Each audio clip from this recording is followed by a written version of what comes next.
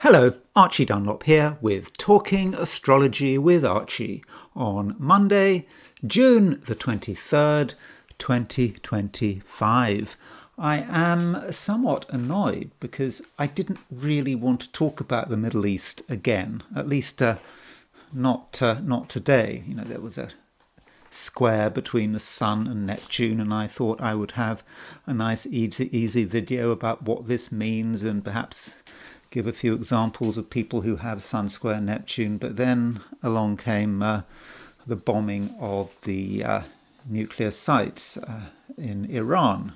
Yeah, the US sending these B-2 bombers to drop these massive bombs on these places, and we don't really know what the result is, but it was quite an important event, and it is going to have long-term ramifications, and I really do need to look at it astrologically, and I also need to look at the horoscope of Donald Trump, yet again, and is it even worth looking at his horoscope? You could argue that Trump is just an instrument of the collective.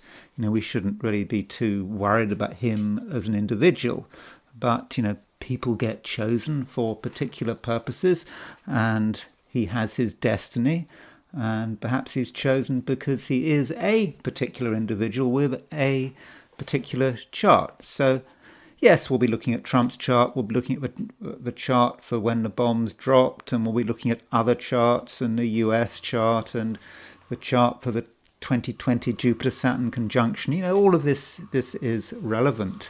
So there is a lot to talk about in this video, and I might not be fully coherent because, one thing follows another thing. Yeah, there are a lot of charts to consider. But before I confuse myself any further, I want to look at the astrology and the I Ching for today, which is Monday, June the 23rd, 2025.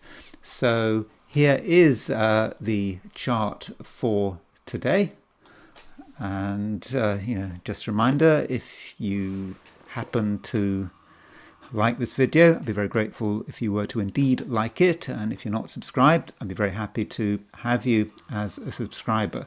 So by the way, top right, that is a picture of a B-2 bomber, apparently the type of plane that dropped these massive bombs on these nuclear sites in Iran. So yeah, here is the chart for today, set for noon New York time, and the moon is in Gemini, sort of 8 degrees Gemini, conjunct my sun, because my sun is at 8 degrees Gemini. So the moon went into Gemini London time at 3:57 a.m.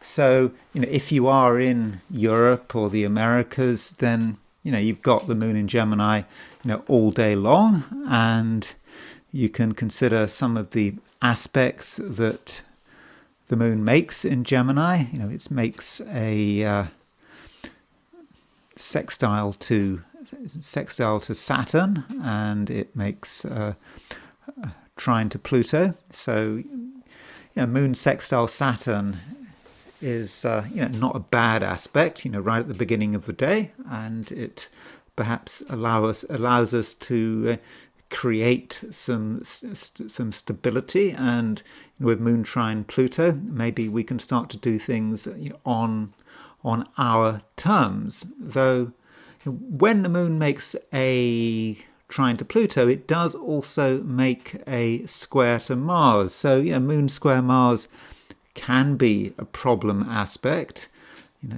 Maybe there's too much talking. Moon square Mars. Mars in Virgo, people notice details.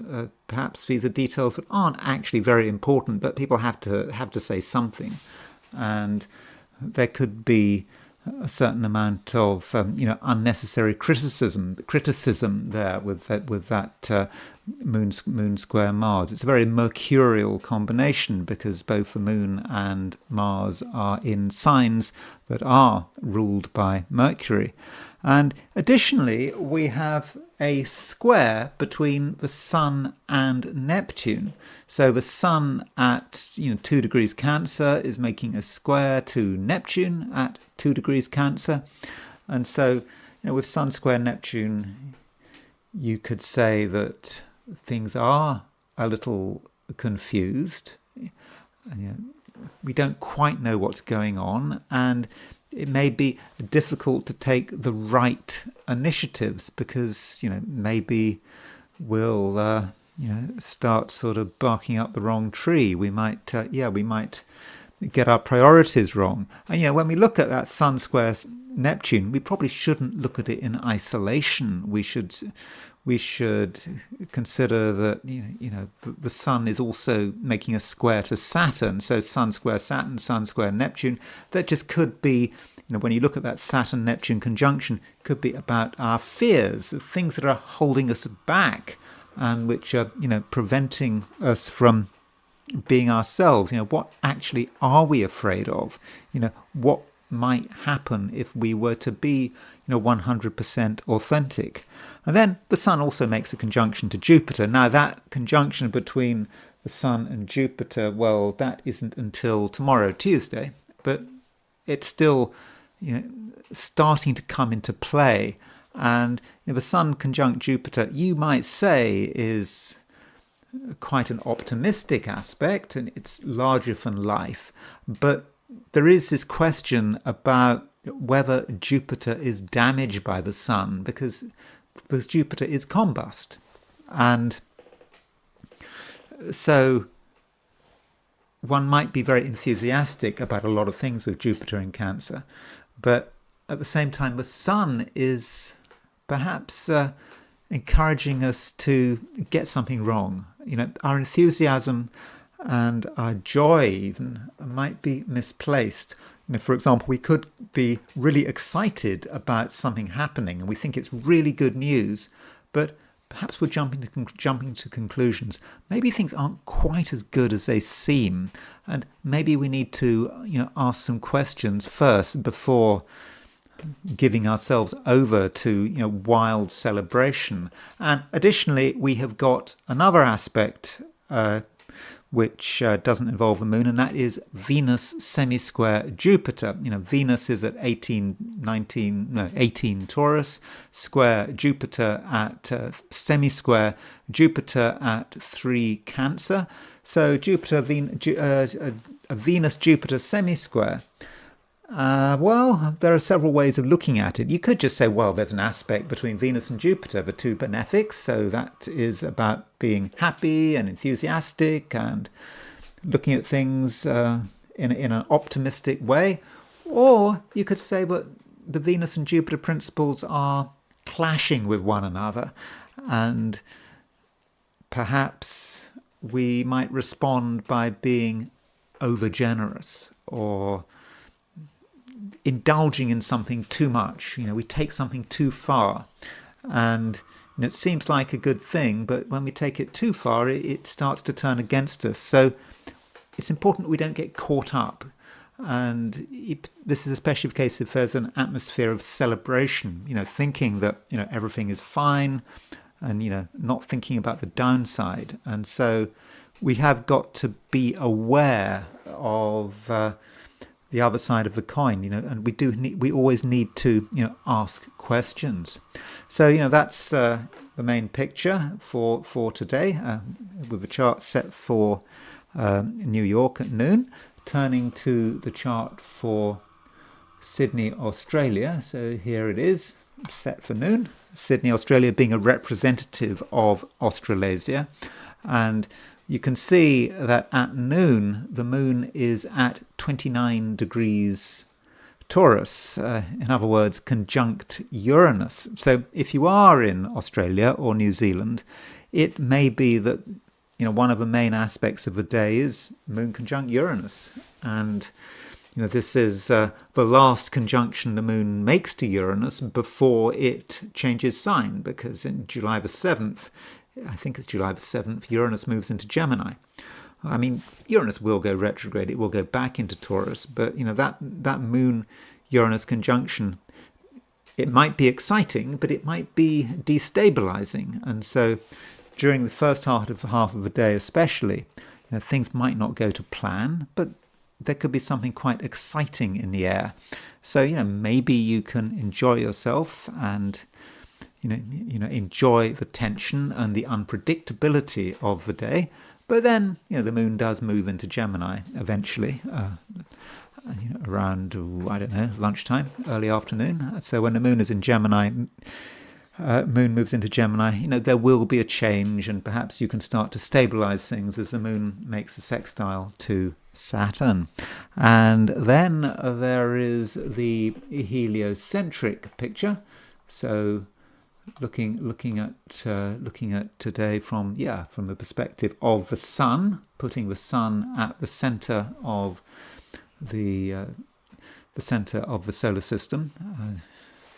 So Mars and Mercury are moving on from the T-square. I talked about this T-square involving Mars opposition Neptune and even opposition Saturn, and Jupiter was on the T. Well, so that T-square, that particular T-square is beginning to break up, and at the same time, we've got the Earth at 2 degrees 26 Capricorn. So the Earth is actually moving towards an opposition of Jupiter. Now, we already know that's happening because I've just said that tomorrow, Tuesday, there is a conjunction between the Sun and Jupiter.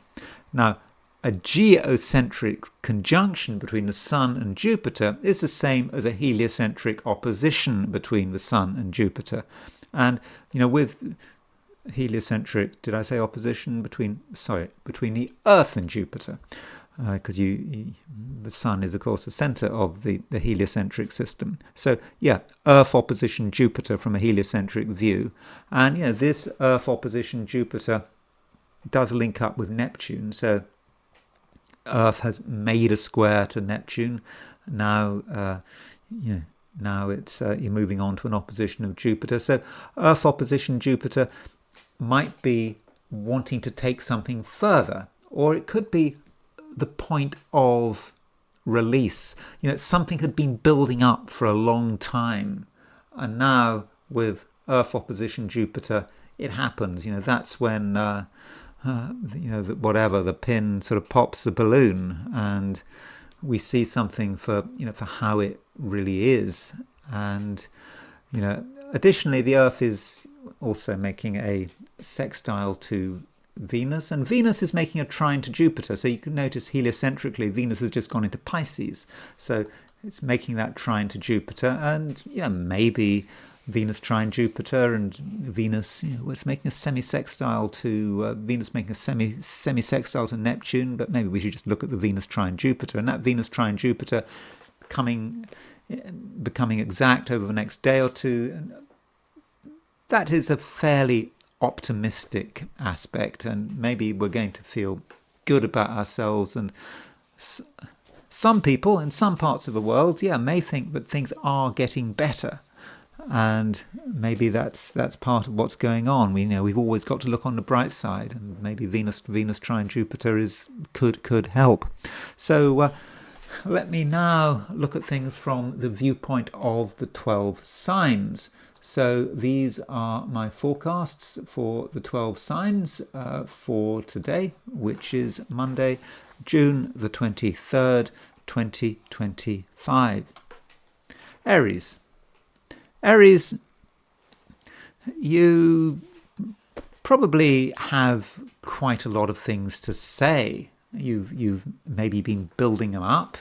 You weren't quite sure in the past how to say them, or maybe your message wasn't properly received. But now that the moon is going into Gemini, things are feeling easier. The words are starting to flow, and maybe you can structure your words in a way that might have been difficult, say, yesterday or the day before, because, the moon is making a sextile to Saturn, and of course Saturn is in Aries, it's in your sign. And so moon sextile Saturn may be about you being able to think about what you want to say and work out how best to string those words together and actually come over as being quite effective. And also knowing that you don't have to be 100% truthful. I mean, Aries, by the way, is a very honest, upfront sign. You generally tell it as it is. You are truthful. But maybe with the moon making a sextile to Neptune, it's not just making a sextile to Saturn, it's also making a sextile to Neptune. You perhaps can make a few embellishments, or it might be about some mild exaggeration. But I don't think anything dramatic, not to the point of actually misleading anyone, but how you get those words together, how you craft those words can really be very important. And at the same time, Aries, it's going to be very important for you to be able to be doing things which are improving yourself and improving your prospects. You are not satisfied with second best.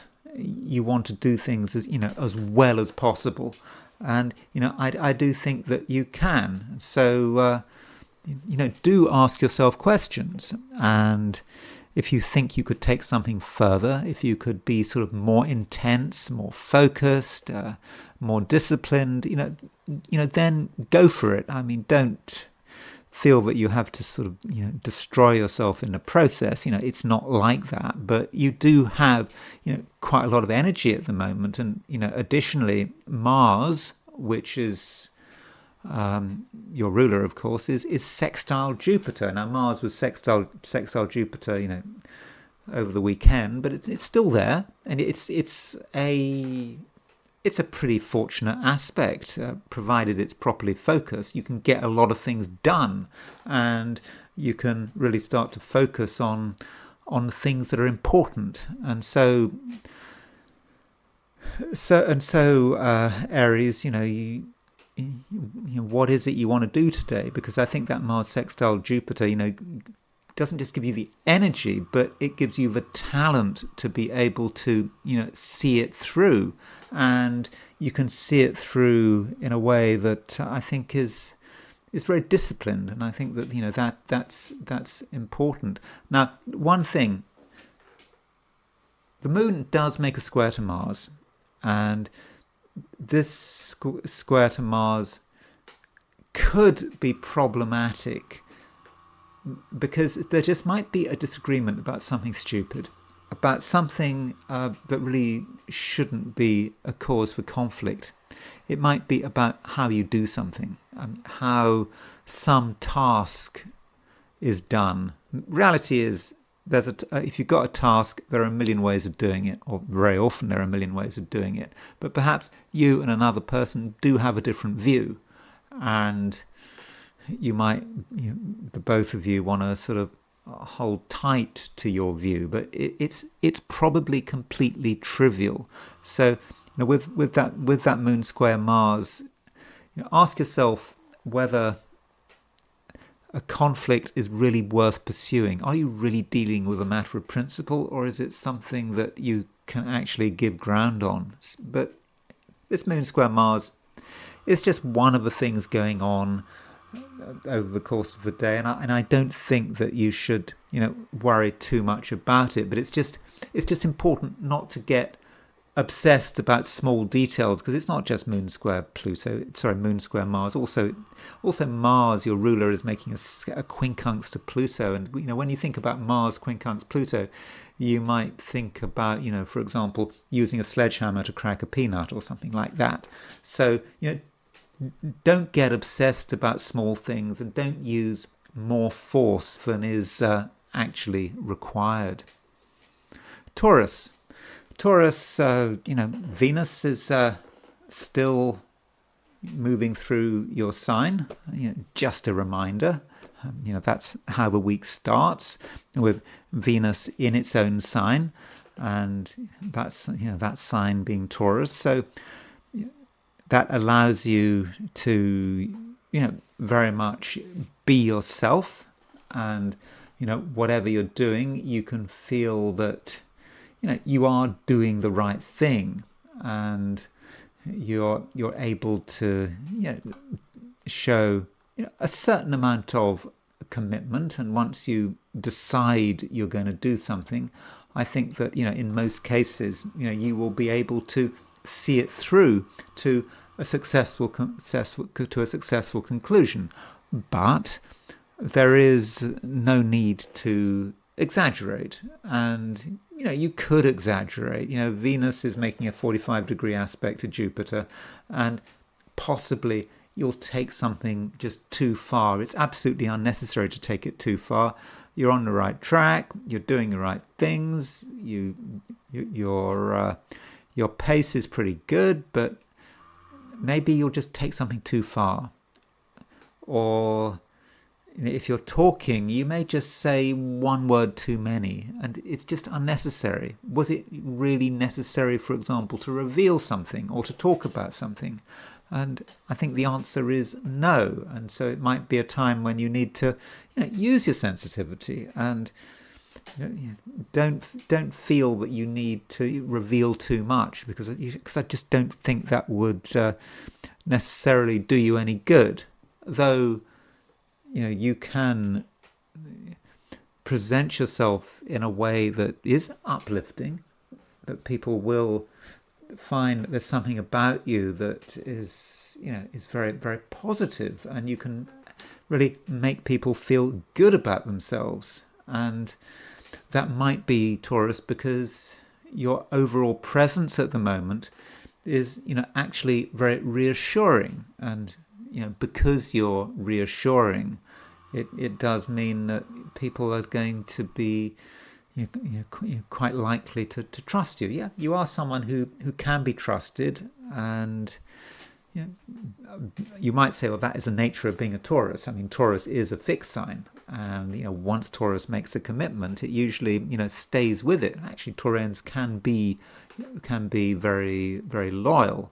So perhaps that is something you should utilize and make the most of. And yeah, certainly as far as relationships, I do think that this does bode well, because this general impression you give that you are someone who can be trusted. And of course, your optimism and positivity is really going to help as well. So Taurus, it looks to me like a day when things should work, things should move, and I think in most cases people are going to like you. So there's really no need to be shy, and you've got things that people might be interested in. You certainly don't have to reveal everything, absolutely not. But what you are prepared to share will very much be appreciated. Gemini, you perhaps benefit from the moon moving through your sign. Yeah, it's the moon is in Gemini, and it's making a few aspects of note. It's making a sextile to Saturn, making a sextile to Neptune, it's making a trine to Pluto, it's making a square to Mars, and those aspects should allow you to project yourself, should project who you are, what kind of person you are. And I think that your ability to communicate is going to be very good with the moon moving through your sign. And additionally,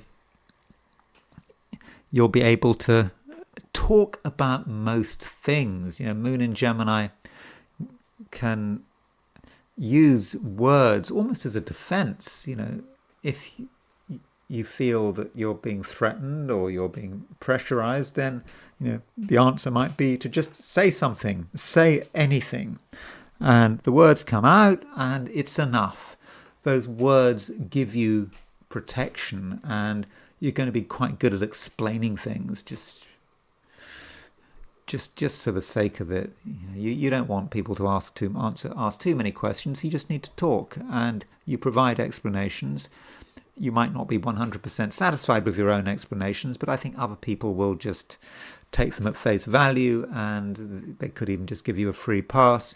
So, that ability to communicate is good, and the moon is also making a trine, but that trine to Pluto does allow you to project your power in a fairly sort of easygoing way. And when people listen to what you're saying, there's something about you that they is impressive. They think that that's great what you're saying. Now you might feel that it's just nonsense, but it doesn't matter. The words come out. The words seem to be right. You're able to tell people what they want to hear, and maybe some people are feeling despondent. They've got their doubts. They may be worried about things. Who knows what they're worried about? Maybe they're worried about World War III now that America has attacked Iran. I don't think that's going to lead to World War III. I think it could lead to some kind of war, but World War III, it's not going to really directly influence people in America, I don't think. I mean, I may be wrong, but people do need to be told that everything is going to be fine. And Gemini, that's absolutely what you can do. And so take advantage of that opportunity, and by telling people what they want to hear, you'll be cultivating you'll be cultivating their trust, because people want to hear good things. They don't want to hear depressing things. They don't want someone like me, just trying to be overly realistic and just focusing on the negatives of everything. They want someone they want maybe a different kind of Gemini to me. Someone who is endlessly positive. And some Geminis are like that. They can just tell you that everything is going to be great. The bombs hit the bunkers, or isn't that what he said? Yeah, everything's fine. The bombs did their job. Don't worry about it. You want that kind of Gemini, don't you? Perhaps a Gemini who's born on, June the 14th, 1946. But don't worry, I'll be talking about Trump's chart later on in this video. Now, aside from that, there is possibly some stuff going on, with money, because the Sun has now gone into Cancer, and in Cancer, the Sun makes a square to Neptune. It also makes a conjunction to Jupiter. And so with Sun square Neptune, there may be something regarding money that you don't fully understand, and you'd like to understand it, but you probably feel, well, you don't quite get it, so we'll just have to leave it at that. But it would be a good idea to ask some questions, because I think there is actually the possibility, Gemini, for you to actually understand something financially that you don't fully get, and it would actually be in your interests to ask the right questions. It might seem a bore. You might even be concerned about that you indicate that you might be ignorant about something, but really, if you don't understand something, you only have to ask. You're not going to get judged because you admit that you don't know something. So if there's something you don't get, something that's worrying you, you need some reassurance, then by all means ask for it. And with the Sun starting to make a conjunction to Jupiter, and I do think that you can get the reassurances that you are looking for. Cancer,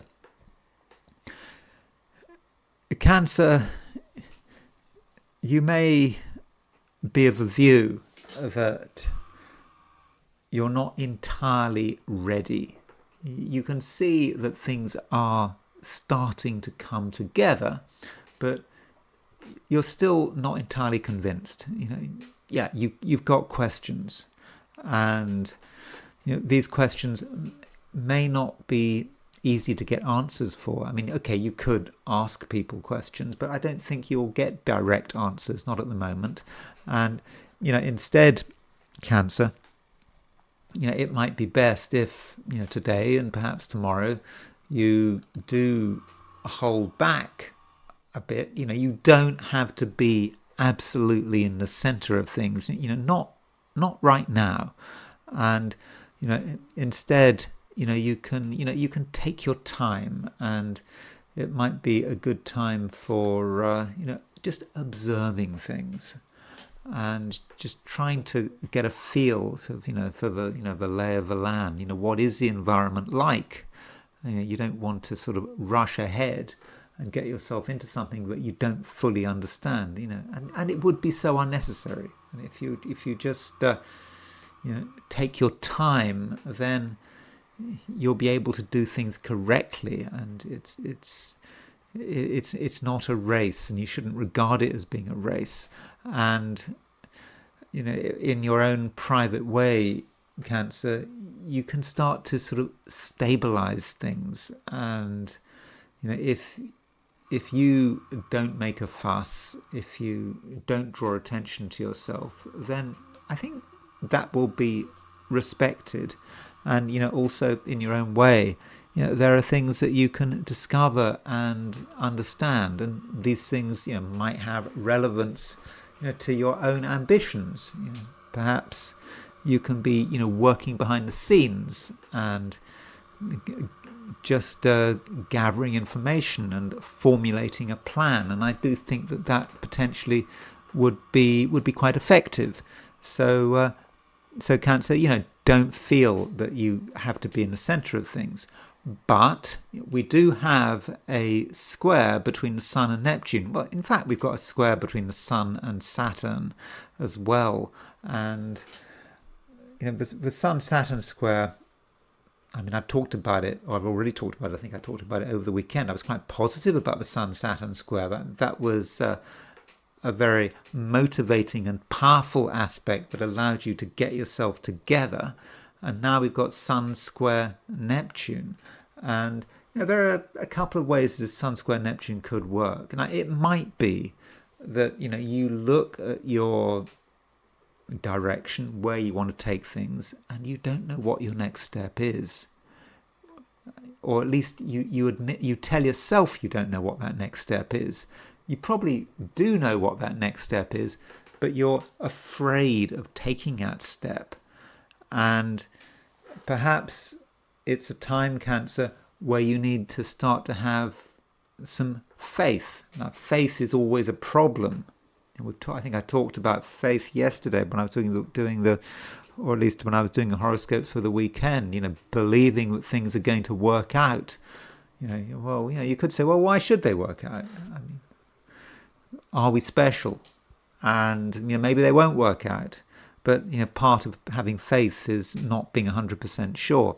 And we do have a conjunction between the Sun and Jupiter forming. Now, that Sun-Jupiter conjunction is exact tomorrow, but it might give you faith, especially as Jupiter is square Neptune. And so perhaps if you believe that something is going to work out for you, that will motivate you to actually take action. And then you can do stuff which can turn a possibility into a near guarantee. But you'll notice that it's just important to put in the work. You can't just assume that things will just work out for you just like that. Well, in most cases, they won't.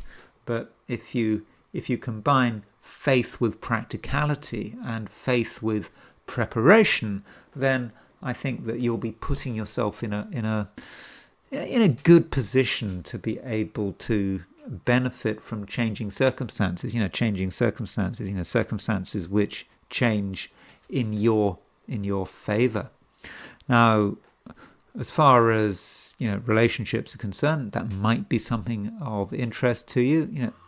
The moon is making a sextile to Saturn, And even if that moon is not exactly sextile, we have the moon in Gemini, we have Saturn in Aries, so there's a sextile relationship between Saturn and Aries, and that does indicate that you and another person can have a constructive relationship. I don't think it's going to be necessarily a close relationship, but it's a situation where you and someone else, you do understand one another, and mutual understanding can be the foundations for something else. But but right now, think about cooperation, and you don't have to give anything away.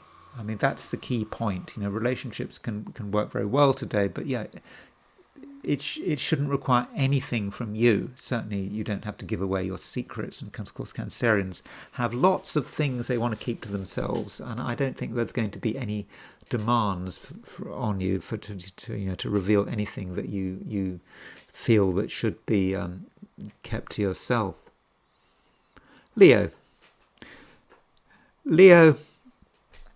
you are now starting to really sort of experience the sun in Cancer, because we had the solstice a couple of days ago, when the sun moved out of Gemini into Cancer, but that was over the weekend, or it might have been late on Friday if you're in the Americas. And so now today is Monday. It might really occur to you, but hold on, something's changed. Yeah, the sun is in Cancer. Sun is out of Gemini in Cancer, and that does present a few challenges. When the sun is in Cancer, it is perhaps a time of year, Leo, when you're not fully yourself, and you may feel that you can't be 100% open about everything. I don't think that would be desirable, and you may want to do things where you don't attract attention. What is the point in getting too much attention? It doesn't necessarily do you any good. And so you should be thinking ahead. What do you need to get together between now and the end of July? When of course the end of July, that is when the sun does move into your sign, when the sun moves into Leo. But over the next few weeks, it is about getting things together. And on a shorter term basis, the sun does make a few aspects. Today the sun is making a square to Neptune. Now this square to Neptune, it could work in several ways. Now, in a sort of negative sense, Sun square Neptune could be about just you not knowing what's going on. And, especially because the Sun is right at the beginning of Cancer, this is a new situation for you. And you might find there's just too much emotion flying around, and you don't really understand what's going on. And, Sun square Neptune, Neptune... it just may be just so difficult to understand what's going on, and additionally you may feel that you're being deceived. Maybe your eyes are deceiving you, maybe your senses are deceiving you, and it's just not how it seems. So given all of that, maybe you shouldn't draw any conclusions. If you were to draw conclusions while the sun was square Neptune, then those conclusions in the end, might trip you up. Yet the sun is making a conjunction to Jupiter, and that Sun-Jupiter conjunction is exact tomorrow. And so, as the day progresses, as the sun moves away from the exact square to Neptune, moving towards the conjunction of Jupiter, you may feel that things are starting to clarify, and you could even think that something is looking after you, and it might actually be quite a spiritual experience, knowing that if you get it right, if you tread on the right paths, and you certainly follow your path or your series of paths, you'll be okay. Of course, if you go somewhere you shouldn't be going, then you might not be quite so protected. But but think about protection, and think about the places where you are protected. And maybe you're not protected everywhere, but you can make the right choice. And so that Sun square Neptune needn't be so bad because of the intervention of Jupiter, because the Sun is making that conjunction to Jupiter, and there's no need to make a big fuss about it. And in your own quiet way, you'll just know that you're being looked after.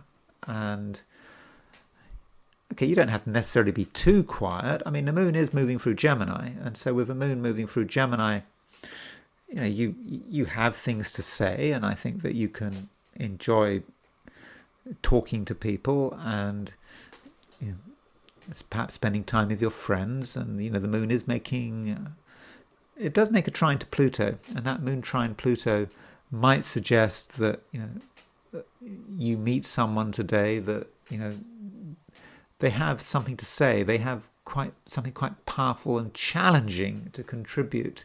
And maybe you do need to be challenged in a few areas. Maybe you've taken a couple of things for granted. You've assumed that one particular set of facts is true, and maybe you need to be reminded, well, set of facts, supposedly a set of facts, but you assume that something is true, but it's all clear, but maybe it's not so clear, and maybe you need another person to remind you that there is an alternative way of looking at things. Virgo, you want to get noticed. You know that getting noticed isn't always easy, and it does bring a cost. If everyone notices you, well, that could make you vulnerable to criticism. I mean, that's one thing it can mean. You might have to sort of watch what you're doing, and so it might seem safer to sort of keep your head under the parapet, but that's not the right approach, I don't think. And the moon is in Gemini, and the moon in Gemini is about getting noticed and deciding what is important for you, and making decisions in this direction. And if you have any form of ambition, then now is the time to start to think about it and to focus on it, because I think if you handle things right, I think you can really, really do a good job. And the moon in Gemini, it does make a trine to Pluto, and so with a moon trine Pluto, you have a chance to put yourself in a situation which is not ideal, and then to turn it round. So if you find yourself doing something where you feel that things are less than perfect, you don't have to put up with it, but you don't have to walk out. You can just use the power of your personality to create real change. Additionally, the moon is making a square to Mars. Now, Mars is in Virgo, so it's in your sign, and the moon is in Gemini. So Gemini is a high-profile sector of the Virgo chart. So I think that moon square Mars might actually be able to work really well for you. It can actually make you dynamic, and you can project yourself, and you can project your vision. And if you want to be open about your opinions, I think that you can. And in fact, once you start talking, once you feel that you've got the freedom to talk, then you'll find that it's all very easy, and you can say things that sound incredibly natural, and people will just listen to you. And maybe you just needed to just think aloud. You had ideas, but you've been keeping them to yourself, and then you start talking about them. You talk about one thing, you talk about another thing, and it's all starting to make sense, and you might really feel that you're onto something, and you might start to have actually quite a positive view of the world. You might not have realized how positive you could actually be, but once you start to be aware that there are real possibilities for action, then that's going to encourage you to do something else and to do something else. And, in the end, you can really be, quite a transformative influence. And so, Virgo, it's not a time for hiding, because you can create real change, and it's change that is going to be fortunate, not just for yourself, but also for other people. Libra, you feel that things are easier. I think that, over the last couple of days, you might have been of a view that things are just a little too heavy, and things are taking time, perhaps just too much time. And the reason things are taking time is because they're more complicated than expected, or they have been more complicated than expected. You thought something was simple, you thought it was just going to take a couple of minutes, but you realize it's not simple at all, and so it requires extra work, and you have to make a special effort to really understand what is going on. And that's difficult, and it can be stressful. But the moon is changing sign. The moon is moving out of Taurus and into Gemini. So with the moon moving into Gemini, and the moon, is going to be in Gemini, well, certainly all day if you're in Europe or the Americas. Okay, if you're in Australia or New Zealand, it might not be till lunchtime that the moon moves into Gemini. But, whenever the moon does move into Gemini, it's going to be something really that is going to be good for you. And the moon does make a trine to Pluto. And so, that moon trine Pluto, moon in Gemini, Pluto in Aquarius, it's making a trines to your sign, to Libra. So it's very beneficial for Librans, that moon trine Pluto. And so, you don't have to put up with anything. If something isn't to your liking, then you can change it, but without really causing a big fuss. It will just be so easy. You'll just say, well, can we change it, please? Can we move on to something else? And I think that the response is usually going to be pretty favorable. Maybe other people want you to be happy, and if you make the first suggestion, people will think, okay, you made a suggestion, let's go for it. And perhaps then it's important, if you are discussing things, people don't know what to do, they're trying to work out what to do, maybe you need to be the one who speak first. You come up with the idea, you come up with a possibility, and very often in that kind of situation, you are able to get your way. And I think that's very often how committees work. A lot of people, they like to sort of hold back, they don't like to express their opinion, but so when someone does express an opinion, very often people just default to that opinion. So maybe that is a good way to get your way. Okay, you might say, well, that's being manipulative, but if people are not committed enough to come up with their own views, well, you come up with your view, and there's no reason why it can't all work out. And you have a particular vision at the moment. It's a vision that's okay, it's still in progress. You're not 100% sure that your vision is the right vision, but there's no harm in wheeling this vision out, giving it a go, taking something that is half finished and just testing it out, telling people your view, telling people how you'd like things to be, and you'll probably find there won't be too many questions, that your vision might actually just be completely unquestioned. And so actually, Libra, it is a day when you actually can be really powerful, and you are powerful not because you're a bully. It's just because you're able to articulate something that other people can't, or they just don't, they miss the chance. And someone's got to come up with an idea, and that someone might as well be you. And your suggestions, I think in most cases will go down very well. So do take advantage of the situation, and maybe consider the possibility that people are really prepared to follow you. I don't know quite how far they'll follow you, but I think they'll be prepared to follow you quite a long way.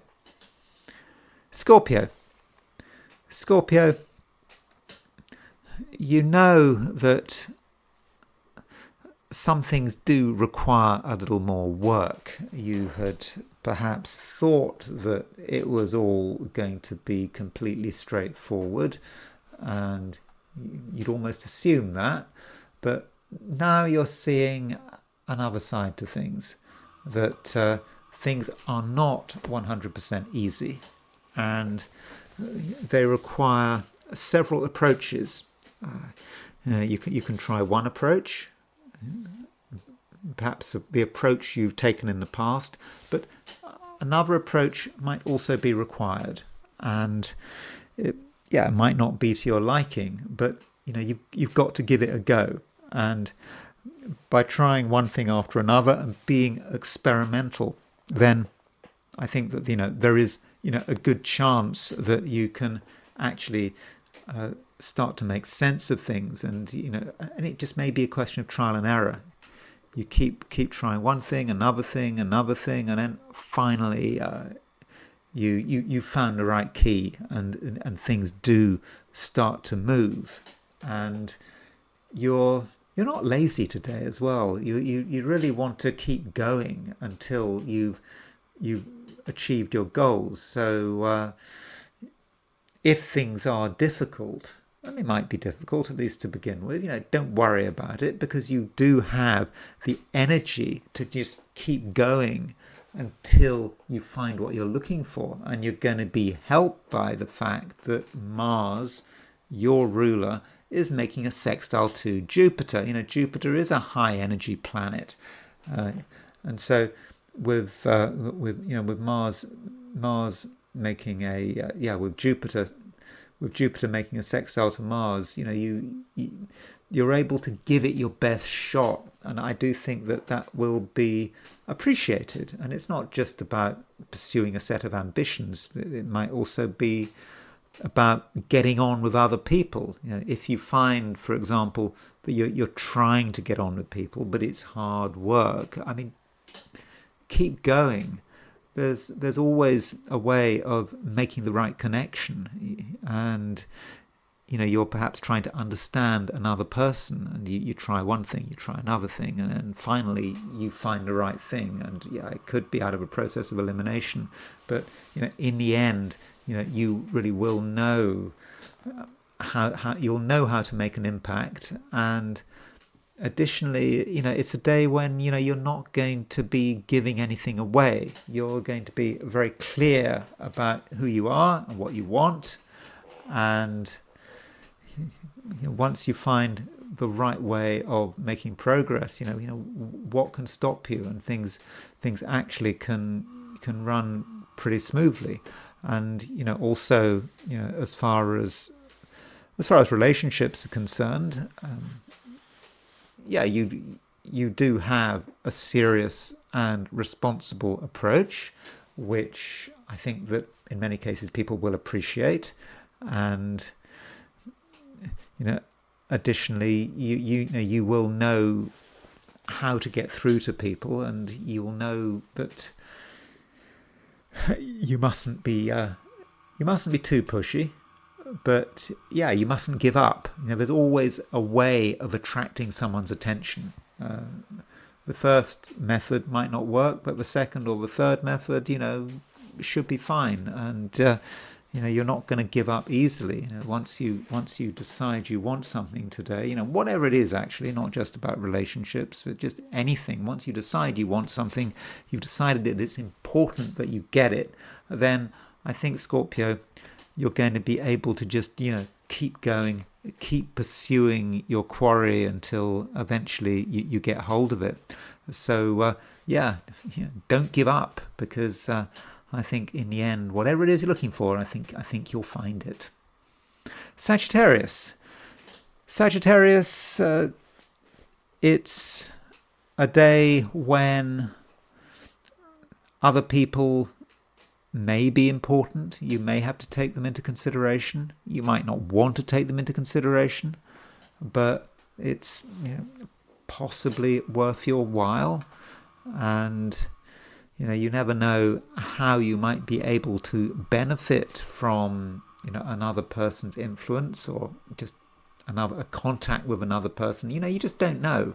And if you make an effort to get on with other people, then I think that you will make an impact. And you'll also find that you're given things. I mean, I'm not necessarily talking about being given things like of a material nature, but it might be that you'll be given support or enthusiasm, or it might just be a few compliments. We always want compliments, don't we? I mean, compliments really do matter.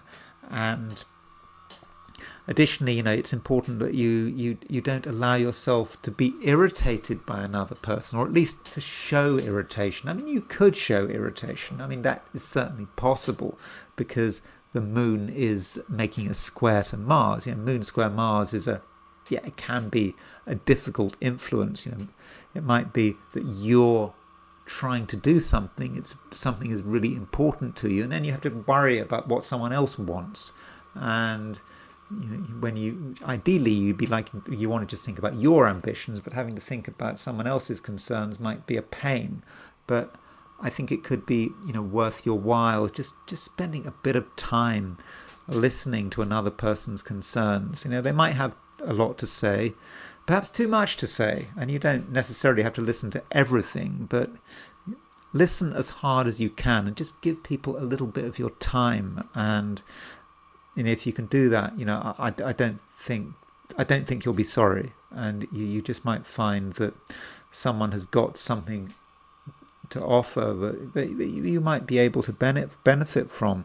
And another aspect we've got today is we have got a semi-square between Venus and Jupiter. And the semi-square between Venus and Jupiter, Venus and Jupiter 45 degrees apart. Jupiter's your ruler. Venus can be just a natural planet of relationships, and so if they're 45 degrees apart, that might suggest that you and someone else, you're connected with each other, but there's something uneasy about that connection.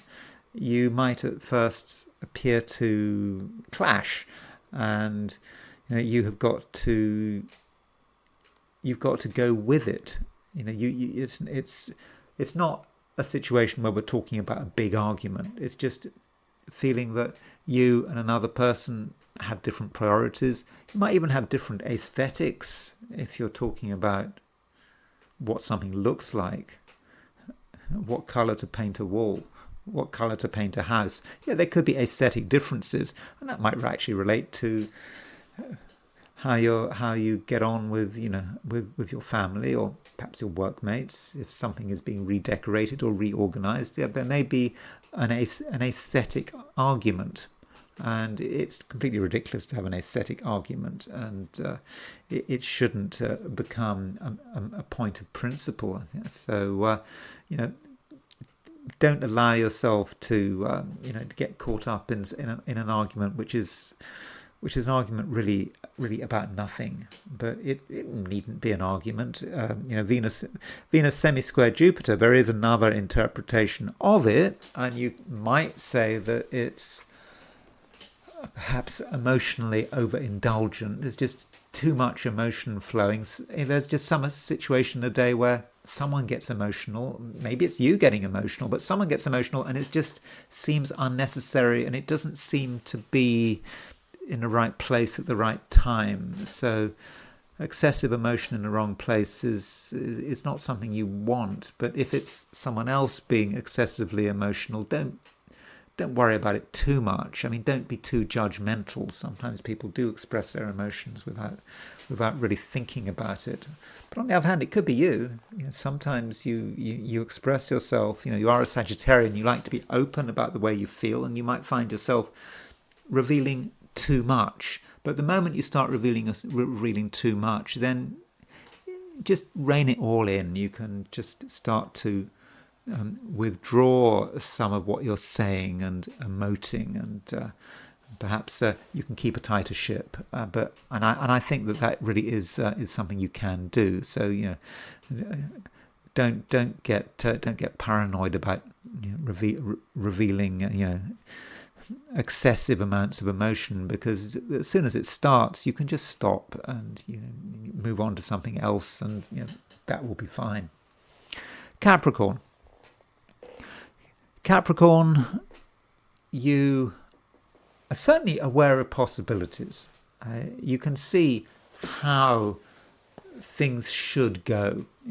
For example, what initiatives should be taken, and you know that right now certain initiatives are expected. Things have to be done, and it's almost about the world in which we're living. The world demands certain things. It demands that some people are just completely honest about what they're planning and what they want to do. And maybe Capricorn, you feel that pressure. You might not want to be honest. You might not feel that now is the right time, but maybe it is the right time, because you're acutely aware at the moment of the society in which you are living, and also the expectations that society has upon you. And now might be a time where you realize that it is time to really start to show who you are and what you can do. And you don't have to do it in a great hurry, and you don't have to be sort of clumsy about it, but start to make the move, start to understand what actually is expected of you, and just do it in a way that is quite systematic. You do it step by step, and eventually you start to align yourself with whatever is going on. And also you do benefit from a sextile between the moon and Saturn. Saturn is your ruler, and so with moon sextile Saturn, that does give you a great opportunity to just sort things out. And if anything's been bothering you, if other people have been bothering you, if people have not been paying enough attention to the details that matter, then you can do something about it. And if you feel that someone is being selfish or unreasonable, or they haven't been pulling their weight, it is a day when you can actually get them to change their approach. And you can do this in a way that is just very easy. You just have to ask. You don't have to criticize. You don't have to tell someone they're being selfish and unreasonable. You just ask them, can you please do this?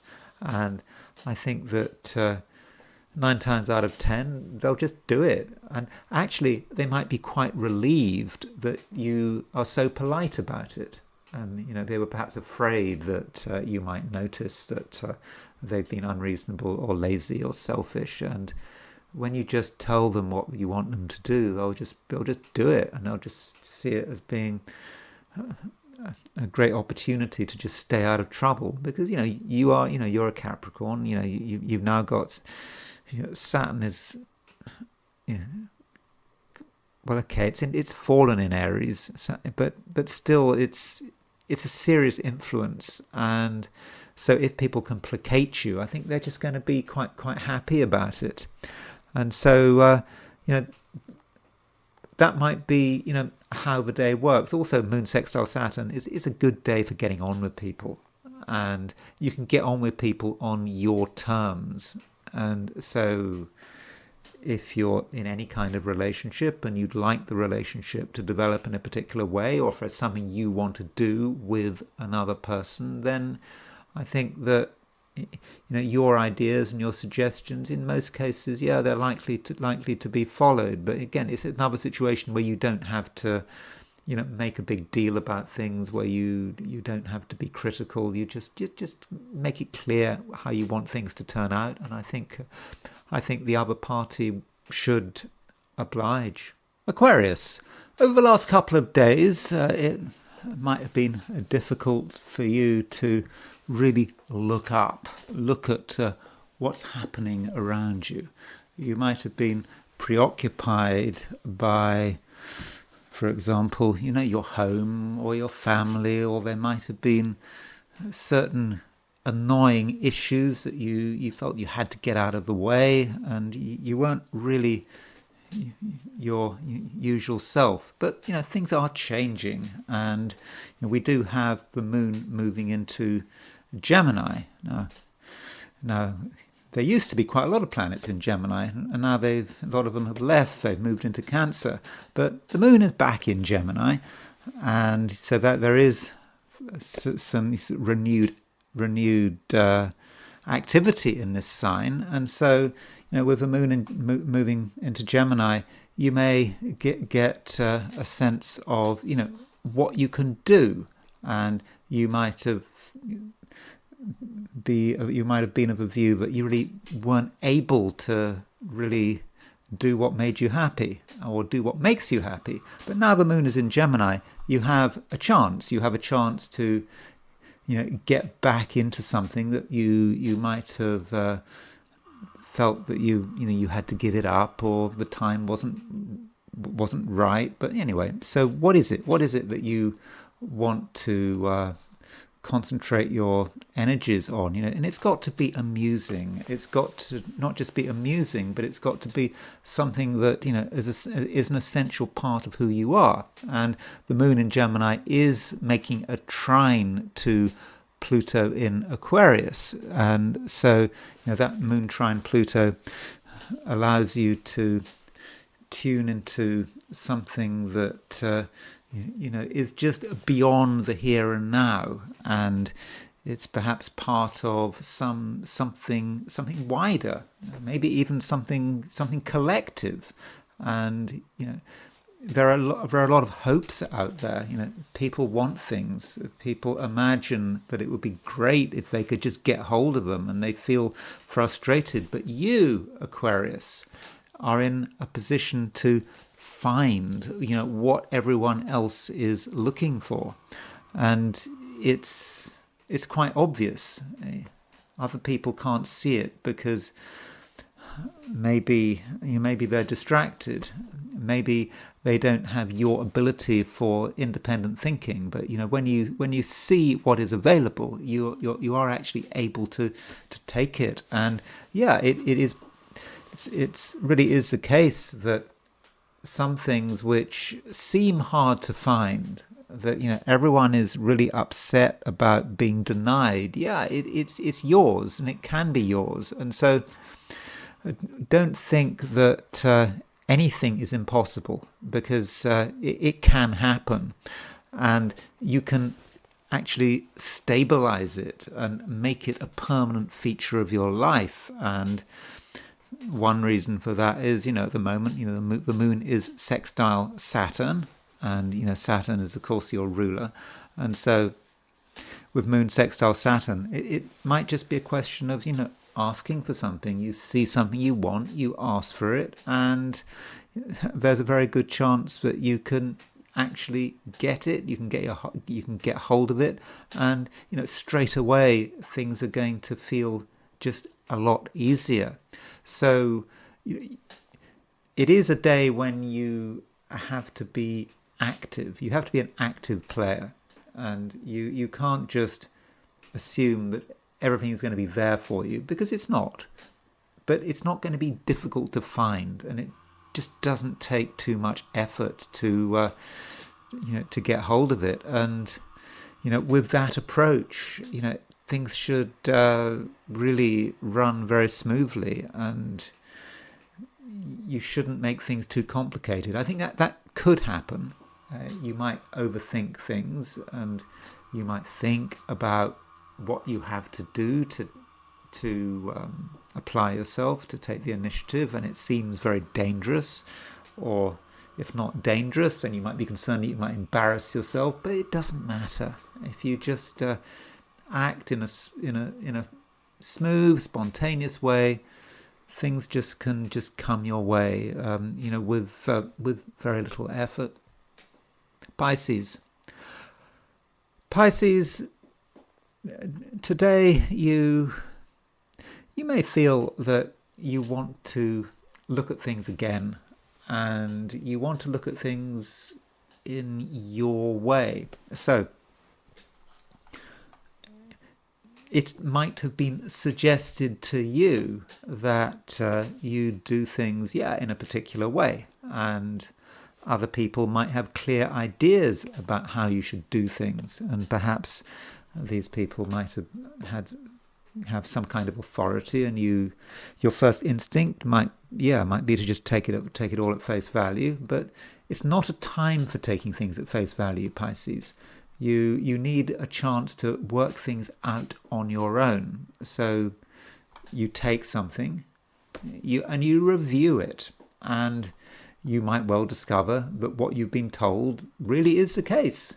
But you might also discover that you've been told a load of half-truths, or it has been suggested that you do something based on the suggestions might have been based on zero knowledge. And so you've got to be critical, and not just critical for the sake of it. You've got to make sure that you understand it, it makes sense to you, and that if you do have any questions, make sure that those questions are heard. And a questioning approach today, I think is actually going to work very well. And as soon as you ask questions, and as soon as you maybe indicate that you don't necessarily agree with someone, you might find that the response just isn't quite what you expect. You might have been expecting resistance, but in fact you might find that straight away your concerns are taken seriously. So it is a day for really being able to tune into your own power. And if something doesn't feel comfortable, then don't do it, or make some changes. And I don't think you're going to get any real resistance. Now, one aspect that we do have today, we've got Sun square Neptune. That's certainly an aspect we've got today, and we also have the Sun starting to make a conjunction to Jupiter.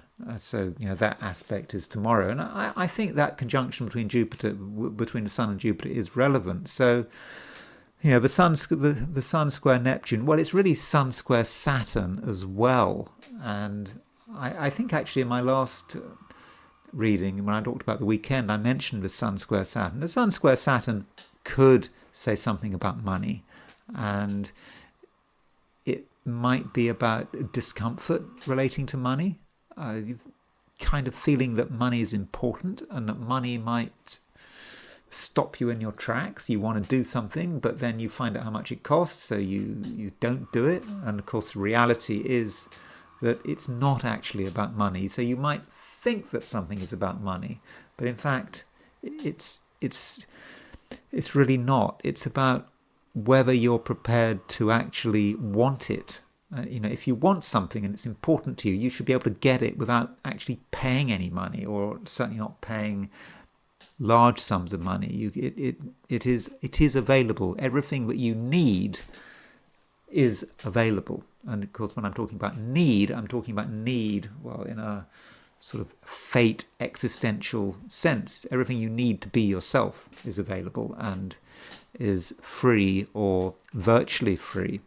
And as far as the Sun conjunct Jupiter is concerned, well, Sun conjunct Jupiter, you might say that Jupiter is becoming combust, and Jupiter is your ruler, so the Sun is getting a bit close to the Jupiter, and the question is that a good thing? And it's possible that if you see it as combustion, in terms of combustion, you could say that, well, Jupiter is what you would like to do, what is important to you. And the sun is a distraction. You might feel that you've got to get it right. You've got to get it 100% right, or else it's not worth the effort, not worth the bother. And that's not really a typical Piscean approach, especially now. Remember, we got the North Node in Pisces. North Node in Pisces is about you making your own decisions, and you don't have to get things perfect just for the sake of another person or just worried what someone else might say. So don't feel that you have to get things 100% right. It's enough to be in the right direction. And if there are any errors, well, they can be smoothed out at a later stage. And even for example, if you don't know all the facts, you might get involved with something and you feel partially ignorant. But provided you have a broad idea, that's okay. And so that might be one way of dealing with this combustion. Just the sun could encourage you to be too self-critical and to believe you can't do something or you've got to get it 100% right. And of course, that is not true. You have to give it your best shot, that's for sure. Give it everything. And if it's something you want to excel in, then you can excel in it, and you're going to be able to give it all of your energy. And that's the most you can do. But you certainly don't want to get sidetracked by some pointless detail that in itself is pretty meaningless. So do believe in yourself, and don't be too much of a perfectionist. And those are my forecasts for the 12 signs, and it's now time to look at today from the viewpoint of the I Ching. So I asked the question, what is Monday going to be like for those watching the I Ching section of this video? And the first hexagram I got was hexagram number 55, which is abundance. And abundance represents the flowering of everything. It represents the peak. This is as good as it gets, and it's great, and you should enjoy it. And things really are working, they're moving, and so don't think too much about the future. Do enjoy the present, and don't obsess about how things are going to be in the near future, because nothing lasts forever. I mean, that I think is a key point about abundance, because one of the symbols of abundance is the sun, and the advice that I Ching is be like the midday sun. Don't be sad. Why would you want to be sad when you've got the midday sun? Well, you might be sad because you're thinking, well, the sun is at it's a midday. Well, it's not getting any higher in the sky. It's now going to start to set, and in a few hours' time, it'll be the afternoon, and it'll be dusk, and then the sun will move below the horizon. But that's just inevitable. That's the whole cycle of things. So it's important not to be too concerned about that. And even when it does appear to be getting dark or getting darker, it shouldn't worry you, because this darkness doesn't actually change who you are. And the reason I'm saying this is because the second line moves, and the second line does talk about darkness, and it might be, for example, about not being recognized or feeling that you're not being seen. And the advice here is not to worry about it too much, because in the end you will get recognized, or indeed you are being recognized. So that, as far as I can see, is quite fortunate for you. And so don't feel that you need to be noticed all the time, and you need to be explicitly noticed. just because no one appears to be noticed doesn't mean that they're not acknowledging your presence. And then the fifth line moves. And the fifth line in a hexagram, it tends to be fortunate, and it does indicate that people are open to advice. And we may be in a situation, this hexagram is about abundance, but it is at the peak of things. And the question is, what does one do perhaps when the sun does start to set, and you've got lots of thoughts and you've got opinions, and it is a time when I think that people will actually listen to you if you make if you actually make yourself heard. And even people who are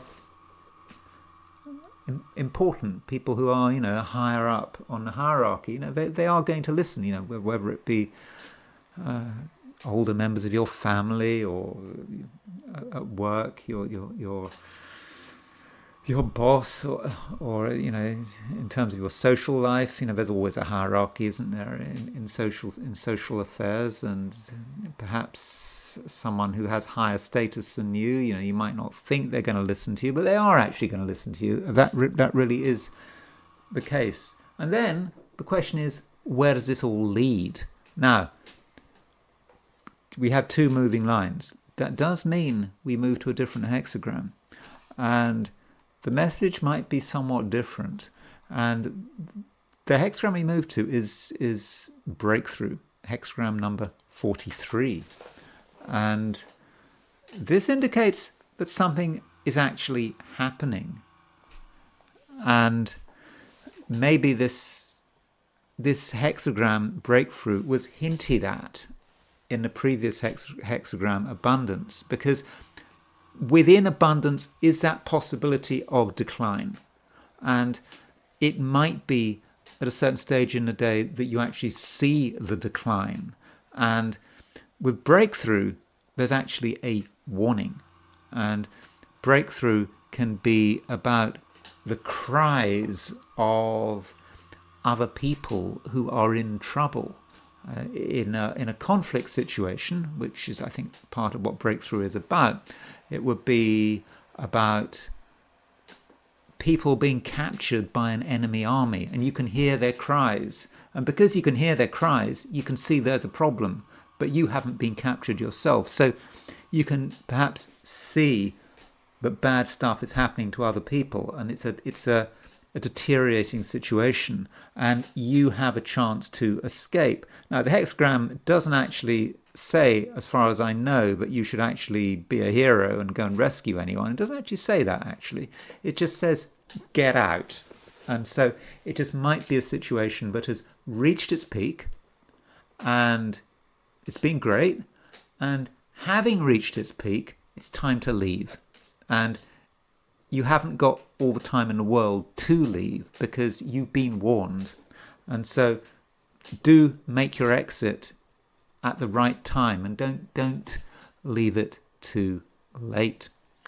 And now I want to talk about Trump and the bombing in Iran. And this is not something I really wanted to do, but I feel that I have to, because it's just happened.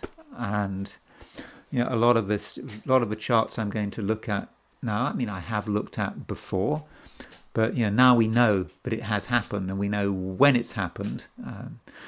So that does give us some sort of extra insight. Now, I want to start not with the chart of the actual bombing. I think it was 2:30 in the morning Iranian time on June the 22nd, which is Sunday. I want to actually start with the chart of Donald Trump. This is his war. It's not anyone else's war. It's his war. No doubt about that. He started it, for better or for worse. You might say, Iran started it. No, in this particular war, he ordered the attack on Iran, and so he must take responsibility for the consequences. And so let's start by looking at his horoscope, and some of the questions that one might have about the process by which he did it and why he did it, and why he might have appeared to have let down his base. That's what some people are saying. We shouldn't forget that Donald Trump, in his campaign to be elected president, he was saying that enough foreign wars, Middle East, Ukraine. It's all about America, and let's think about what matters.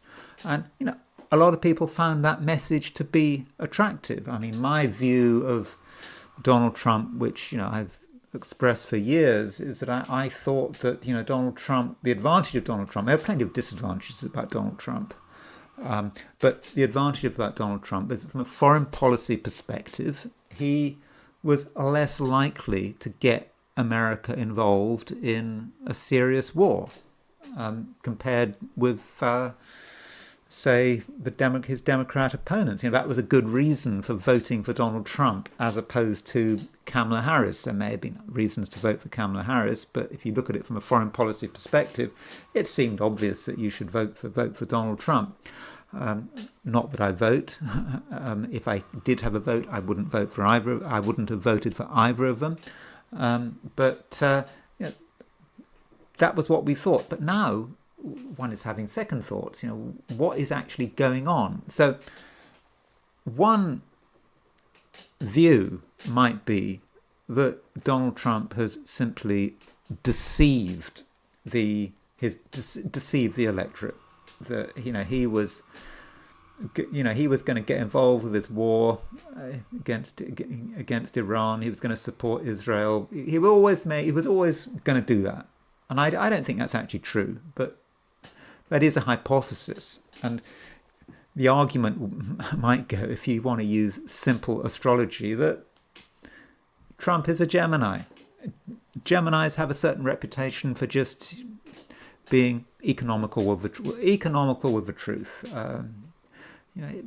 They say what they need to say, and Trump says a lot. And if he needs to say something to get elected, he'll say it. And he perhaps has worked out this strategy for deceiving a chunk of the electorate. And he has a sun in Gemini. He doesn't have a Mercury in Gemini, but I'm not convinced by that argument. Not really. The other view would be that he couldn't help himself.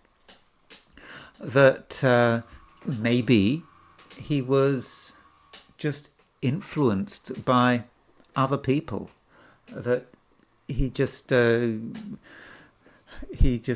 couldn't say no, and perhaps by some of the people he surrounded himself by, some of the neocon hawks who were, in his cabinet. For example, I don't know, Marco Rubio, the Secretary of State, or it could have been the Israelis, directly or indirectly. Maybe he aspired to something about Israel. If you look at Benjamin Netanyahu's chart, Benjamin Netanyahu. I've looked at. I don't need to look at his chart again. The thing about Benjamin Netanyahu is that Benjamin Netanyahu has his Mars at 26 Taurus, and Donald Trump has his. Benjamin Netanyahu has his Mars at 26, 27, 26. Yeah, 26. Benjamin Netanyahu's Mars at 26:45 Leo. Donald Trump, has his Mars at 26:47 Leo. And so, we don't know precisely Netanyahu's time, but I think he was born in the sort of late morning in Tel Aviv. So, you might think that Mars synastry was about a conflict, but it just could be that Benjamin Netanyahu's Mars was maybe something that Trump aspired to, and perhaps when he saw what Israel was doing, and all these bombing Iran, he wanted a part of the action, and perhaps he wanted to take some of the credit for that. I'm not saying that's true, but you can see the argument because of that Mars connection. It might also connect to Israel's chart, because Israel has its Mars at 2818 Leo, and so again it's hitting Trump's Mars, and so it was really stirring his Mars up, and he just maybe just sorry, that's Iran's chart. He just found it difficult to say no. Maybe not even at a conscious level. And if you look at Israel's chart, Israel has a trine between Mars and Jupiter. So Israel has its Mars at 28 Leo, Jupiter 27, 28 Sagittarius. So Mars, Jupiter trine, and Mars in Leo, Jupiter in Sagittarius, that's a very active aspect and quite an aggressive aspect. And so it was, stirring up Trump's Mars. And so, he just couldn't help himself. And so perhaps it's a question of Trump in his own way, certainly when it comes to foreign policy, perhaps being weak, perhaps being easy to manipulate, obviously coming over as being quite strong. I think that's the image, but underneath it all, very easy to manipulate and influence by certain people, certain countries. But of course, it might just be unconscious. He is president of the United States. So as soon as you become a president of the United States, you're no longer a human being. It doesn't matter who you are. You're not an ordinary human being. At least, sort of ex cathedra, as president, you are not a human being. You are just influenced by whatever the collective is, and the collective has a purpose for whatever reason.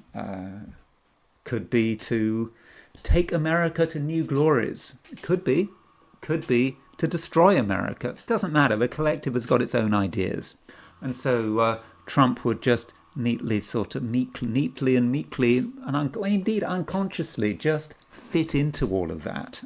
And that is certainly part of my argument. It's actually the way I see astrology and fate. I just do not accept that senior politicians have any real individuality. They are tools of the collective.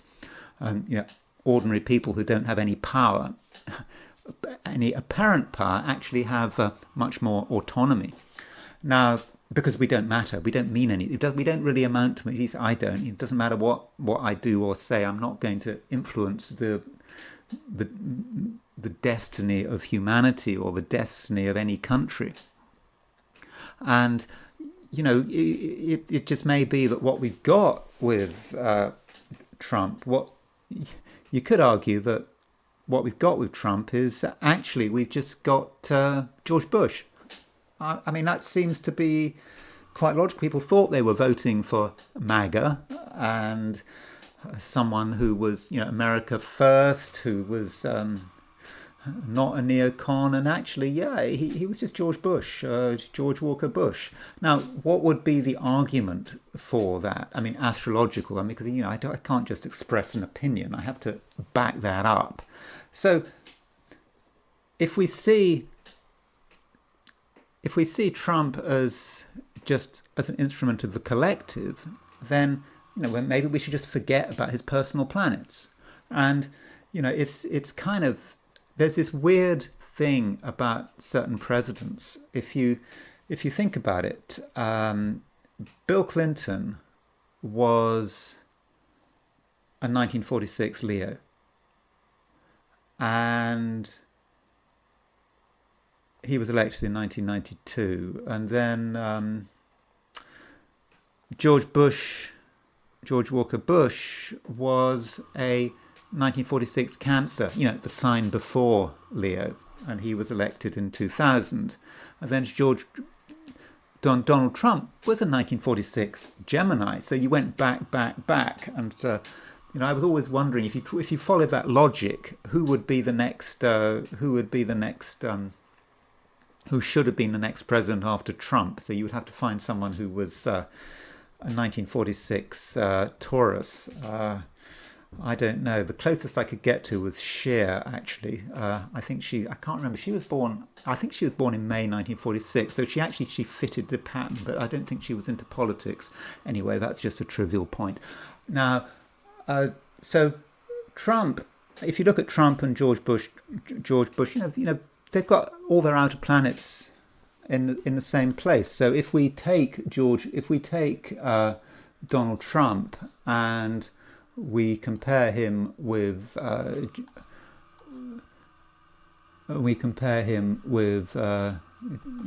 George Bush, you can see that they both had Pluto in Leo. They both had Jupiter in Libra. They both had Chiron in Libra. They both had Neptune in Libra. They both had Saturn in Cancer.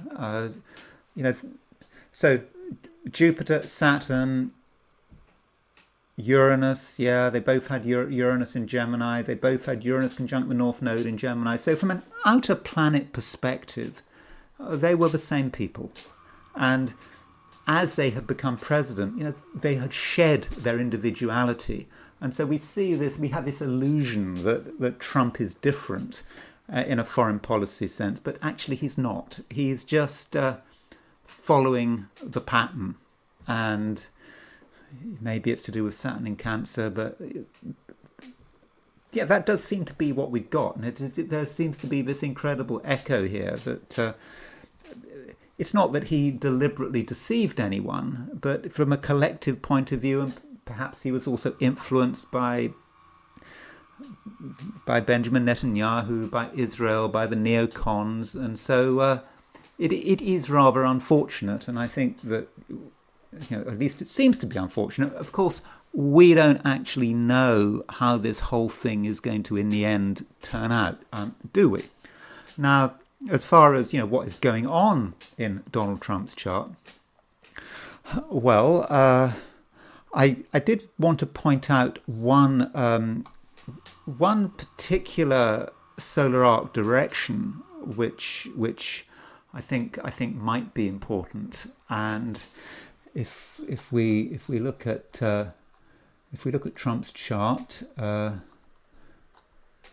he has got it's to do with his directed Saturn. So anyway, so here is let's see, here's Donald Trump's chart. So his directed Sun, actually. So if we compare Trump with his solar arc directions, we can see that his Sun is. I've got so many charts open, it's actually quite difficult to find anything here, but here is his solar arc direction. There it is.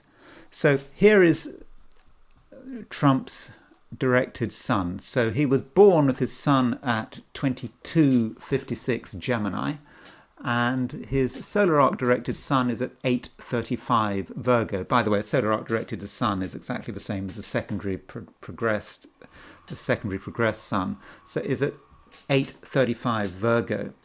And that Sun at 835 Virgo is starting to make a semi-square to his Saturn. So his Saturn is at 2349 Cancer. So, right now, I think he's actually running into some problems here. And that would be connected with his progressed Sun starting to move to the semi-square to Saturn. He's hitting a block. And the thing about his Saturn is that if you look at his Saturn is making a very close 15-degree aspect to his Mercury. Now, people don't normally look at 15-degree aspects. Now, 15-degree aspect is a semi sextile, and I wouldn't look at a 15-degree aspect normally unless it was very, very close. And this 15-degree aspect is very close. And I do think that aspect, given what we know about Trump, is possibly having some impact on him sort of intellectually. It might be slowing him down. It might be preventing him from seeing things as they really are. And one wonders whether he really knows what he's doing. And there are a number of reasons why that is possible. But I think that aspect, that 15-degree aspect is being triggered by the progressed sun. So the progressed sun is making a 45-degree aspect to his Saturn, and now it's coming on to making a 15-degree series to his Mercury as well. So it's kind of emphasizing his Mercury semi-sextile Saturn. And I think it's kind of dulling him a bit. And maybe it's becoming particularly apparent, why now? What's actually changing now? What could be causing him sort of extra problems? Well, obviously we've got the obvious issue of Uranus. Uranus is just causing absolute chaos, I think, for Trump. And if you just a reminder of Trump's chart, Uranus is getting ready to move into Gemini. And so Uranus is making it's made a square to Trump's Mars. It's now making a square to his ascendant. And so with that square to his ascendant, it's messing things up. And you could say, well, it's just encouraging him to get involved in fights. And he's the head of state. He's the president. So he's kind of representative of America. Maybe he is America. And so you could say, Uranus, transiting Uranus square his ascendant is, causing America to get involved in a war. And, that's, the sort of medieval concept, the land is the king and the king is the land. And we should stop seeing Trump as an individual, at least when he's acting as president. So, Uranus has been causing a lot of trouble there. And then I suppose we need to switch to the bombing. And this bombing, well, according to Wikipedia, I got it that the bombing took place on June the 22nd, 2025 at 2:30 a.m. Iran time. Now, I have set this for Tehran, not for the three sites where the bombing took place. And all of these three sites were relatively close to Tehran, and they're actually all on a line. If you actually look at a map, you see Tehran, and then these three places that were bombed. They're all straight below Tehran, at least on the same line of latitude. And so if we set it for Tehran, and it's kind of reasonable to set it for Tehran because Tehran is the capital of Iran. It's the seat of the country's government. We have you can see that Pluto is square the ascendant, and that suggests that this is quite a serious event. By the way, we have no idea at the moment how much damage has been caused by the bombing. I know that mainstream media, or at least Trump, is saying, "Oh yeah, we've destroyed it." And not mainstream media. Certainly, Trump is saying that it's been a wonderful success. We don't know whether it's been a wonderful success. We don't even know whether there is anything under those mountains. The Iranians are saying that all the radioactive material has already been removed, and there is also a view that this is a choreographed event. Trump went through the process of bombing these bombing these sites, and the Iranians knew he was going to bomb it, and everyone had warning, and it was just all, it was all just done as some piece of drama to make everyone happy. So there is that view, but Pluto, so Pluto square the ascendant, and also this bombing took place at a time when Mars was making a sextile to Jupiter. Very, very close sextile to Jupiter. And this is a reminder that a sextile between Mars and Jupiter can be violent, just like a square. Just because it's sextile doesn't mean it's nice. So Mars sextile Jupiter, and certainly if you were an astrologer suggesting, is this a good time to do some bombings, do some good bombing, you might well have gone for this chart, because the moon is in Taurus. It's exalted in Taurus.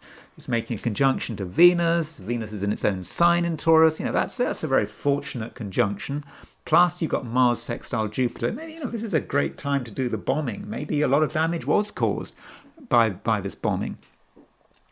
And so you can see that actually Pluto is actually on the Mars-Jupiter midpoints, and so it really does all fit together, and you can actually see there's a sort of grand sort of fan here. Is fan the right word? I don't know. If you look at the symmetry of this chart, you can see Pluto, there's the ascendant, let's just look at, I'll just show you what the symmetry is, and I actually don't even need to use a 90-degree dial. I can use a 360-degree dial to show you what I mean. So let's go for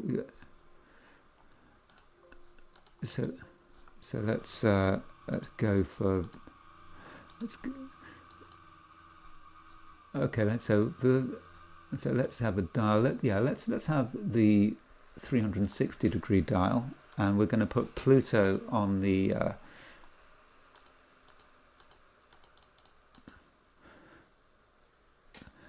you see there's Pluto, and you see Pluto is on the Mars Jupiter midpoint. Pluto on the it's on the Sun Mars midpoint. So really Pluto was really quite strongly configured in that. So that fits, and Mars Jupiter was brought together, and so Pluto represents perhaps the drama and the real power of Mars Jupiter. Mars Jupiter really was able to manifest at this time. So that's a chart of the bombing. And this bombing, it took place just after the solstice. I mean, I looked at the solstice chart, and I mentioned the fact that it looked quite heavy from the perspective of Tehran.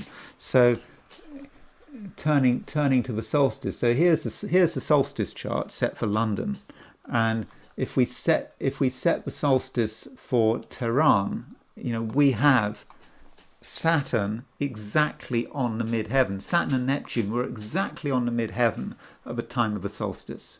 And this, I thought, solstice, theoretically, it could last for 3 months, until the solstice chart could last until the equinox. But in fact, as it happened, that weekend, the very weekend of the solstice, with Saturn and Neptune on the midheaven, was when the bombing started. And there is the solstice. There's the sun at 0 degrees Cancer, square Saturn, square Neptune, and hitting a midheaven. So this is the event. I did suggest that this was going to be a difficult event for Tehran, and it has happened. And now we can start to see the Jerusalem chart for the solstice in a different light. So here's the solstice set for Jerusalem. I looked at this chart when I was looking at the solstice, and here, Jupiter is on the ascendant, and now we can read it. They're happy in Israel. Certainly Netanyahu's happy. Jupiter rising, sun rising. It's great. Solstice happened at sunrise for Tel Aviv, and it's so you can see potentially the joy that might be experienced in Israel, that that their war against Iran is now being underwritten by the United States. But I think it's good. I mean, from an Israeli perspective, but it's not quite as simple as that. Yeah, the Jupiter might be conjunct the ascendant, but Saturn and Neptune are square the ascendant, and Jupiter is combust. And so maybe that Sun-Jupiter conjunction is saying that perhaps they shouldn't be too happy about it. Maybe it's more complicated than that. But we can certainly see that the short-term reaction, being happy that this thing has actually happened. So that's the solstice. That is the solstice chart. And now we set for Washington. Sorry, set for Jerusalem. And I looked at the Washington chart before, but now we know that the bombing took place so soon after the solstice. There we have it, set for Washington. We have Uranus on Washington DC. We had Uranus on the IC, and we got Pluto on the ascendant. So Pluto on the ascendant. This is the United States showing its power, and Uranus on the IC. You can conceive of that, of trying to destroy these bunkers or destroy these mountains, and that does seem to be how it's working. So I think the solstice chart, when you relocate it, whether it's to Washington, to Jerusalem, or to Tehran, and don't forget with this solstice chart, when we set it for Tehran, just a reminder of what this looks like from an astrocartography point of view. I just wanted to show you the astrocartography of the solstice set for Iran, and you see, there's Tehran, there's the Saturn and Neptune lines, and these targets are all here. They're about here. They're just below Tehran, pretty much on the same latitude. So they were all on that Saturn midheaven line. So they were kind of placed on that latitude, on the latitude line. I'm sorry, I should have shown you a picture of where those sites actually are. But that does seem to work well. And I've said that I often say that astrocartography is hit and miss, but I think that this solstice chart, the astrocartography of this solstice chart, really was a hit. I mean, I think it did really work very well. Now, this is all happening at the time of Jupiter, of a square between Jupiter and Saturn.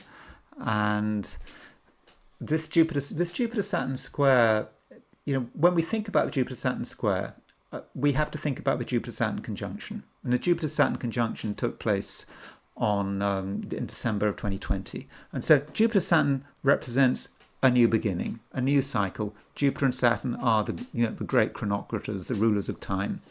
And so if we look at the Jupiter-Saturn chart, if we look at the conjunction between Jupiter and Saturn here, here it is. I start off by setting it for the UK. I mean, why not? But if we then relocate this Jupiter-Saturn conjunction, remember it took place December the 21st, 2020, so that happened nearly 5 years ago, but still this chart is active. We need to keep looking at this chart because it is just telling us what is going on here right now. It really does matter. And so if we take this chart and we relocate it to Tehran, the capital of Iran, we get this chart. And then if we look, we've got 2 degrees 52 Virgo rising, and We've got 29 degrees 25 minutes Taurus on the midheaven, and perhaps those degrees are sounding a bit familiar. And so if we actually compare this relocated Jupiter-Saturn conjunction with the bombing, we see that transiting Mars was at 234 Virgo. So transiting Mars was exactly on the ascendant at the time of the Jupiter-Saturn conjunction set for Tehran. Uranus was at 2915 at the time of the bombing, and the midheaven was of the Jupiter-Saturn conjunction set for Tehran was at 2925. So Uranus was exactly on transiting Uranus at the time of the bombing was on the Jupiter-Saturn conjunction Tehran midheaven. Mars was on the ascendant, and I think that is really powerful. And one has to ask this question: what does this mean for the regime? I think that this does indicate that whatever has happened, or whatever is happening, is not trivial. I don't think that I don't think it's just going to be something that's just going to pass. And at the very least, I think it's likely to cause very, very substantial change. Now this is why, perhaps part of the reason why I'm trying not to be too opinionated, because whatever happens. The universe has a reason. Donald is there for a reason, whatever we think of him, and maybe it is the destiny for this regime in Iran to change. But the question is it going to change in a way that is good for the world? I mean, we don't know. But it's certainly something is happening, and it certainly hasn't finished. And of course, you've also got the law of unintended consequences. Where actually is this going to lead? And there are other charts that I should be looking at, but maybe I'll look at them later. But one chart that I wanted to finish with was the next chart, the next solstice chart, not this solstice chart, not the equinox chart, but the 45-degree chart. So what I mean by the 45-degree chart is the chart where the sun is 45 degrees from the solstice, and when it is 45 degrees from the equinox. In other words, that point measured by the sun, which is halfway between the solstice that has just happened and the equinox, the autumnal equinox from the northern hemisphere perspective, the autumnal equinox at the end of September in 3 months' time. And so if we take a precise moment where the sun is 45 degrees is 45 degrees from the solstice is when it is exactly 15 degrees Leo. So this is the moment when it's 15 degrees Leo. You can see this is that. Now, thing about this chart is that sun is at 15 degrees Leo. 15 is exactly at 15 degrees Leo, and it's on August the 7th. Now, August the 7th, well, you could say that it's this kind of astronomical cross-quarter day, because August the 1st is Lugnasad, also, which is Lammas Day, which is a cross-quarter day. But if you kind of create an astrological version of it, you might move it forward to August the 7th. And the thing is that August the 7th is the day that Mars moves into Libra. Mars moves into a cardinal point, moves onto a cardinal point. And so the sun is going to be semi-square, the sun is going to be exactly semi-square Mars. And I'm not saying that this is necessarily going to have a direct impact a specific impact on Iran, but that Sun-Mars semi-square on the cardinal points is really serious because it's so exact. And we have to also remember that Saturn is at 1 degree. This Mars will be opposition Saturn. Mars will be opposition Neptune. Sun is going to be semi-square Mars. Sun is going to be, close to the sesquiquadrate of Saturn. So August the 7th is a day we really need to look at. I think that it matters. Now, it might actually matter from the perspective of Ayatollah Khomeini, because it just occurred to me. I believe Ayatollah Khomeini became supreme leader on August the 6th, 1989. I think I got that right. August the 6th, 1989. I think that's when he became supreme leader. So it's interesting that on the anniversary of Khomeini becoming supreme leader, or very close to the anniversary, we do have Mars going into Libra, and it's opposition Saturn, and so so that's powerful. But if you're American, you shouldn't be complacent, because if you compare this August the 7th chart with that of the USA, you really see something quite powerful. So if we make the comparison. So we put USA in the middle, and this 45-degree aspect, between when the sun is halfway between the solstice and the equinox. We have the United States is mid-heaven, assuming that we take 10 past 5 in the afternoon on July the 4th, 1776 as a midheaven. We see that Mars is pretty close to the United States as midheaven. Saturn is, of course, very close to the United States as IC. And there's the Sun making a semi-square and a sesquiquadrate. So, this is a Mars-Saturn opposition. Mars-Saturn opposition on the United States as MC-IC axis. Now, I'm not saying this need be about Iran or the Middle East in general, but it could be. But I think that it could be a real problem for the country, and I think it could be a problem for the country's leader, because Mars on the midheaven, opposition Saturn. Of course, that leader is going to be Donald Trump. And actually, before I finish, there's one last chart I want to look at, and that is Donald Trump's Vedic chart. And I've looked at his Vedic chart quite a few times before, but there's just one thing I want to point out. So it is this. It is that here's the chart, and so it's this. Well, a couple of things. Just a reminder that Donald Trump has Kala Sarpa Yoga.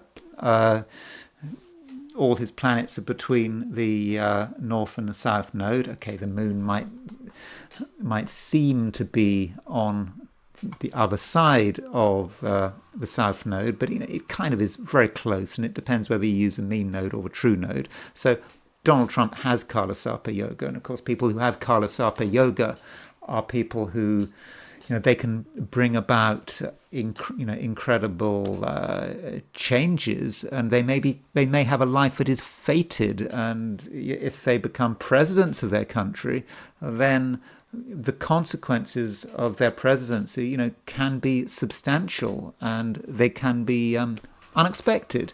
And I was comparing Trump and George Bush Jr. A bit earlier, and of course George Bush also had Kala Sarpa Yoga, him being born in July of 1946, and Trump being born in June 1946. Yeah, so they both have Kala Sarpa Yoga, and at the moment, when we had this bombing, there was Kala Sarpa Yoga. So it's a very Kala Sarpa Yoga thing, and there is a sort of a fated quality to it all. And I think this sort of emphasizes the point that we shouldn't worry too much about Trump as an individual. He is very much a tool of the collective, and I suppose if he's a tool of the collective, maybe we shouldn't criticize him. He can't help it. Now, he right now is in his Jupiter Dasha, and his Jupiter Dasha started in 2016, just around the time that he got elected to be the U.S. presidency and to be the U.S. president for the first time. And so, you might argue, this Jupiter Dasha, it lasts for 16 years. So it's a fortunate time. We know it's fortunate because when it started, he became president, or he became elected president. But there may be times when Jupiter is interrupted, when the flow of Jupiter just doesn't necessarily work. And so there is his Jupiter, and his Jupiter, well, it's in Libra in his Western chart, it's in Virgo in his Eastern chart. And the thing is that Saturn, from a sidereal point of view, entered Pisces. It's been in Pisces, for, of course, from a tropical point of view. It went into Pisces at the beginning of 2023. But from a sidereal perspective, Saturn went into Pisces right at I don't know about the exact precise moment, but it was sort of late March, early April. It was, just before his big tariff freedom day. That was, I think, was that April the 7th? So Saturn went into Pisces. And Saturn going into Pisces perhaps could be a problem for Trump. And the reason Saturn going into Pisces might be a problem for Trump is because, it's in his 8th house, and it is making an opposition to Jupiter. Now, remember, in Vedic astrology, it's not the precise degree that matters. It's just it's a house-to-house thing, and so Saturn, it's a sign-to-sign thing. So when Jupiter went into Pisces, end of April, end of March, beginning of April, it was not just opposition Jupiter. It was actually opposition the ruler of his main dasha. His Mahadasha is ruled by Jupiter. So that is affecting his Mahadasha. And I have kind of noticed this, that you should, maybe it's a selective sample that I've been using, but I have noticed this, that, when you've got a bad aspect to your dasha ruler, it can interrupt things. And I think that's perhaps what's going on here. And that maybe just before he made that tariff statement, I'm not making a comment about his tariffs here. His luck maybe started to desert him. And, maybe he's just not as fortunate as he used to be. And so, there is Saturn opposition his Jupiter. And, so I think that is potentially causing him a lot of problems, this Saturn moving into the 8th. More problems, arguably. Well, we'll see. But when Saturn was in his 7th, of course, when he had his Saturn in his 7th, of course, that's when all his enemies came out of the woodwork, and all, the lawfare. And of course, the Democrats were so obsessed about prosecuting him for this, and that got him elected. It was a big part of him getting elected. So you could say that Saturn going into the 7th made him a target for his political enemies, but at the same time, he was able to benefit from that lawfare, getting donations, getting sympathy, and that was a big part of his election. But now Saturn in the 8th, opposition is Jupiter. It may be causing problems, and it may be undermining his Jupiter Dasha. I don't know what you think, but I think it's certainly a possibility. So that's all I'm going to say about the bombing for the moment. I'm sure I'm going to have more to say on the subject. I hope you found that of some interest. If you did enjoy this video, I'd be very grateful if you were to like it. If you're not subscribed, I'd be super grateful if you were to subscribe. If you want to buy me a coffee, there's a link in the description, and I will talk to you again tomorrow.